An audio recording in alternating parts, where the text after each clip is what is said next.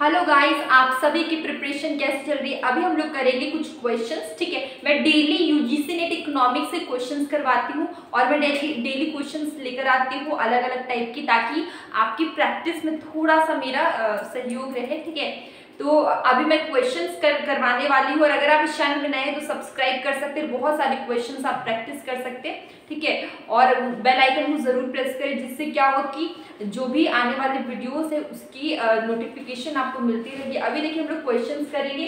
Questions क्या है हमारा, इधर मैंने कुछ थोड़ा सा न्यूमेरिकल सब मिक्स करके क्वेश्चन लिया है। ठीक है, तो कुछ अलग होने वाला है आज का वीडियो। अभी देखिए फर्स्ट क्वेश्चन हमारा क्या है, कंजम्पशन गिवन है, इन्वेस्टमेंट गिवन है, आपको क्या निकालना है, इक्विलिब्रियम आउटपुट। ठीक है, तो मैंने बहुत पहले भी समझाया था कि इक्विलिब्रियम कब होता है। इक्विलिब्रियम का सिचुएशन होता है aggregate demand is equal to aggregate supply. Equilibrium कब होगा, जब एग्रीगेट डिमांड के बराबर एग्रीगेट सप्लाई होगा तो होगा इक्विलिब्रियम। ठीक है, एग्रीगेट डिमांड क्या है, C प्लस आई, एग्रीगेट सप्लाई क्या है, C प्लस S। ठीक है, ये एग्रीगेट डिमांड का फॉर्मूला है consumption plus investment. Aggregate demand का फॉर्मूला क्या है, कंजम्पशन प्लस इन्वेस्टमेंट। ठीक है, और एग्रीगेट सप्लाई का है ये कंजम्पशन है और ये है सेविंग। ठीक है, तो ये एग्रीगेट सप्लाई का फॉर्मूला ये एग्रीगेट डिमांड का consumption plus investment, aggregate supply का कंजम्पशन प्लस सेविंग। आपने बेसिक मैक्रो इकोनॉमिक्स में ये सब पढ़ा होगा। ठीक है, अब इसमें देखिए C कॉमन है और C कॉमन, तो I is equal to S।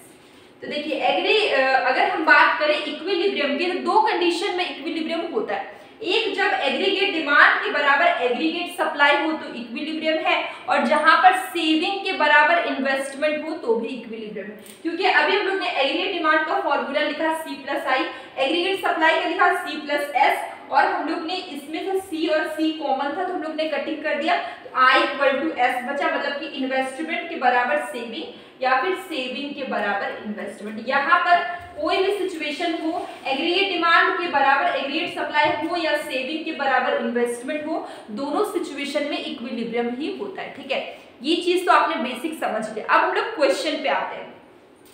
Question क्या बोला, कंजम्पशन आपको गिवन है, इन्वेस्टमेंट गिवन है, आपको क्या निकालना है, इक्विलिब्रियम आउटपुट। ठीक है, ये जो एग्रीगेट सप्लाई है इसको हम लोग इनकम आउटपुट बहुत कुछ बोलते हैं। ठीक है, तो अभी हम लोग क्या करेंगे, बहुत सिंपल है।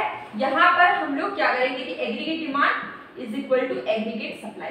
अब एग्रीगेट सप्लाई को आप Y भी बोल सकते हैं, क्योंकि एग्रीगेट सप्लाई को इनकम आउटपुट बहुत कुछ बोलते हैं। ठीक है, तो इसको हम लोग Y बोल रहे हैं। एग्रीगेट डिमांड की बात करें तो यहाँ पे कंजम्पशन प्लस इन्वेस्टमेंट। ठीक है, consumption plus investment aggregate demand है।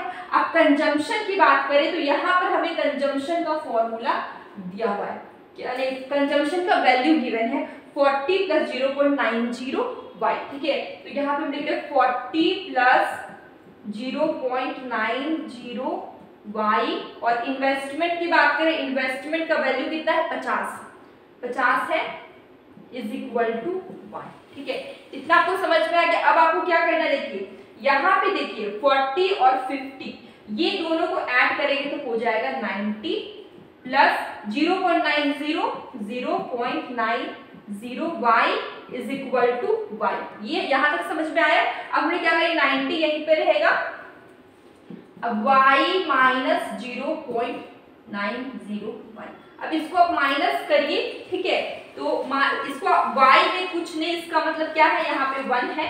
ठीक है, 1 माइनस 0.90 Y, अगर हम लोग इसको माइनस करेंगे, ठीक है, तो कितना आएगा, 0.90 करेंगे तो हम लोग कितना आएगा, 0.1 आएगा।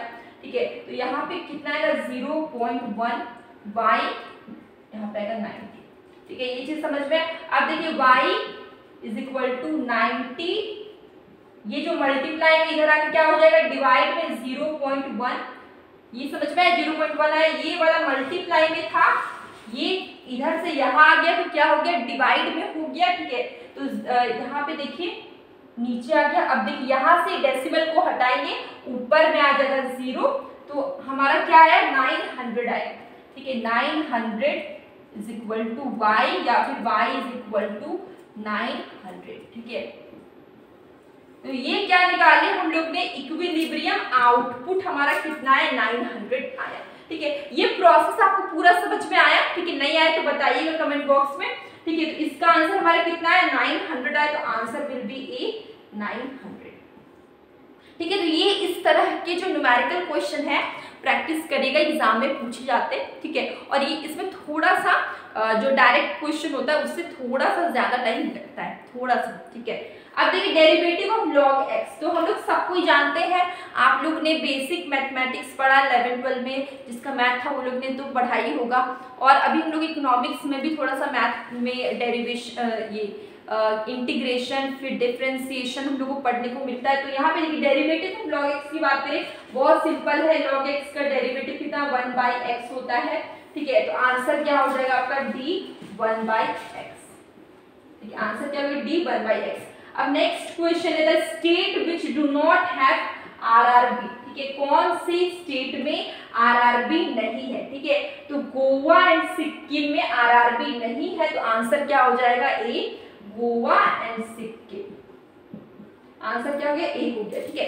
तो ये छोटा सा क्वेश्चन सीरीज था, बहुत छोटा सा था। मैं थोड़े ही मतलब कोशिश कर रही हूँ कि मैं थोड़ा टाइमिंग बढ़ाऊं। तो अभी मेरा जितना हो पाया मैंने इतना छोटा सा सेशन लिया। अगर आपको कोई भी डाउट हो, कंफ्यूजन हो, तो प्लीज़ कमेंट बॉक्स में बताइएगा।